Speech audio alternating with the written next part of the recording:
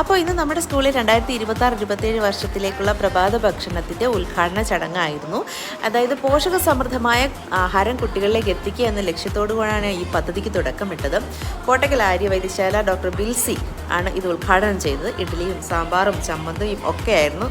കുട്ടികളെല്ലാം തന്നെ പതിവിലും സന്തോഷത്തിലായിരുന്നു. കാരണം മിക്ക കുട്ടികളും രാവിലെ ബ്രേക്ക്ഫാസ്റ്റൊക്കെ കഴിക്കാതെയാണ് സ്കൂളിലേക്ക് എത്താറ്. അപ്പോൾ ഇങ്ങനെ എല്ലാ ആഴ്ചയിലുമാണ് നമ്മൾ തയ്യാറാക്കിയിരിക്കുന്നത്. ഇതിന് ഓരോ സ്പോൺസർമാരും ഉണ്ടാവും കേട്ടോ. എല്ലാ തിങ്കളാഴ്ചയുമാണ് നമ്മൾ ഈ പരിപാടി നടത്തി വരാനായിട്ട് ആഗ്രഹിക്കുന്നത്. അപ്പോൾ നമ്മുടെ കുഞ്ഞു മക്കളെല്ലാം കണ്ടില്ലേ, ഭയങ്കര സന്തോഷത്തോടെയാണ്. ഇവർ വീട്ടിലൊക്കെ കഴിക്കാത്ത സാധനങ്ങൾ സ്കൂളിൽ വന്നിരുന്ന് കഴിക്കുമ്പോൾ, എല്ലാവരും കൂടി ഇരുന്ന് കഴിക്കുമ്പോൾ അവരത് സന്തോഷത്തോടെ കഴിക്കാറുണ്ട്.